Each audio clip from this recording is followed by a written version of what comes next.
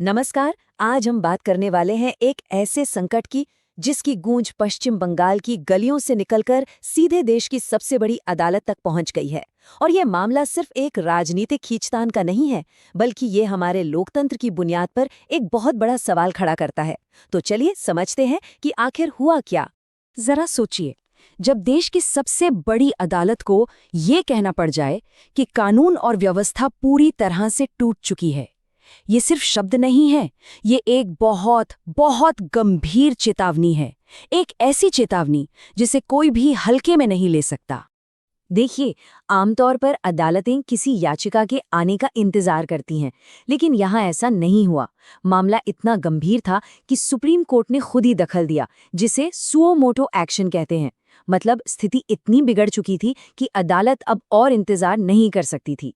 तो चलिए अब सीधे उस घटना पर चलते हैं जिसने सुप्रीम कोर्ट को इतना सख्त रुख अपनाने पर मजबूर कर दिया। ये सारी कहानी शुरू हुई पश्चिम बंगाल के मालदा जिले से। इस पूरे संकट के केंद्र में थे 7 लोग, 7 न्यायिक अधिकारी जो सिर्फ अपना काम कर रहे थे।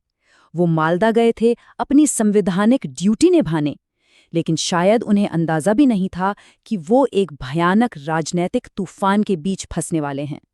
अब जरा दिन भर की घटनाओं के इस क्रम को देखिए। सुबह सुबह सब कुछ नॉर्मल था, एक रूटीन प्रशासनिक काम शुरू हुआ। लेकिन दोपहर होते होते वहां एक बड़ी और गुस्से वाली भीड़ जमा हो गई, और शाम तक तो हालात इतने बिगड़ गए कि उन अधिकारियों को लगभग 8 से 9 घंटे तक बंधक जैसी स्थिति में रखा गया। और सबसे हैरान करने वाली बात, राज्य की पुलिस ने बहुत देर से दखल दिया। आखिर में देर रात को सेंट्रल फोर्स को बुलाना पड़ा उन अधिकारियों को सुरक्षित निकालने के लिए।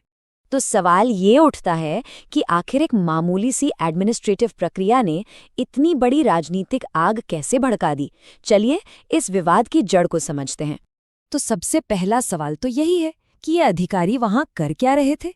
आखिर ऐसा कौन सा काम था जिस पर इतना बड़ा हंगामा हो गया।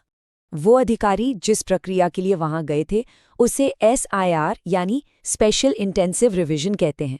इसका मकसद बड़ा सीधा सा है, वोटर लिस्ट को साफ सुथरा और सटीक बनाना। मतलब जो लोग अब नहीं रहे या जो नागरिक नहीं हैं उनके नाम लिस्ट से हटाना। ये किसी भी निष्पक्ष चुनाव के लिए बेहद जरूरी है। और बस यहीं से सारा मामला उलझ गया। यहाँ पर 2 अलग-अलग नैरेटिव्स हैं, 2 बिल्कुल अलग-अलग कहानियाँ। एक तरफ पश्चिम बंगाल सरकार का ये कहना है कि ये SIR असल में बैकडोर से NRC लाने की कोशिश थी, ताकि एक खास समुदाय को निशाना बनाया जा सके। वहीं दूसरी तरफ विपक्ष और केंद्र सरकार का तर्क है कि ये हिंसा सीधे-सीधे राज्य सरकार के बनाए गए राजनीतिक नैरेटिव का ही नतीजा थी। ये घटना सिर्फ मालदा की एक घटना नहीं है, इसके झटके हमारे पूरे संवैधानिक ढांचे पर महसूस किए जा रहे हैं। आइए समझते हैं कि इसके गहरे संवैधानिक मायने क्या हैं। ये जो पॉइंट्स यहाँ दिख रहे हैं, ये हमारे लोकतंत्र की रीढ़ की हड्डी हैं। पहली बात, कानून के राज पर भीड़तंत्र हावी हो गया। दूसरी, न्यायिक अधिकारियों की निजी आज़ादी, उनके जीने के अधिकार का हनन हुआ। तीसरा, न्यायपालिका की स्वतंत्रता पर ये एक सीधा हमला है। और आखिर में स्वतंत्र और निष्पक्ष चुनाव की बुनियाद पर चोट, जो हमारे संविधान का बेसिक स्ट्रक्चर है। अब सुप्रीम कोर्ट की इतनी कड़ी टिप्पणी के बाद सबके दिमाग में एक ही सवाल घूम रहा है, आगे क्या? क्या केंद्र अब कोई बड़ा कदम उठा सकता है? और यही है वो सबसे बड़ा सवाल। क्या मालदा में जो हुआ और जो सुप्रीम कोर्ट ने कहा वो इतना गंभीर है कि राज्य में राष्ट्रपति शासन यानी प्रेसिडेंट्स रूल लगाया जा सके? देखिए, राष्ट्रपति शासन कोई लाइट का स्विच नहीं है कि एक घटना हुई और उसे ऑन कर दिया। ये एक बहुत लंबी और जटिल प्रक्रिया है। इसके लिए सिर्फ एक घटना काफी नहीं होती। ये साबित करना पड़ता है कि राज्य का शासन लगातार फेल हो रहा है। इसमें गवर्नर की रिपोर्ट बहुत अहम होती है, जिसमें वो केंद्र को बताते हैं कि राज्य में संवैधानिक मशीनरी ठप हो गई है।